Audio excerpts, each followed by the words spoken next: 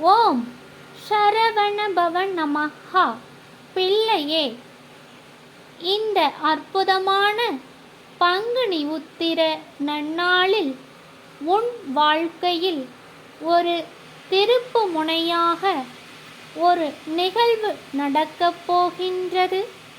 நீ எதிர்பார்த்து காத்திருந்த நல்ல நேரமும் நல்ல காலமும் என் அருள் ஒளியால் என் வேல் ரூபத்தில் உன் இல்லம் தேடி வரப்போகின்றது.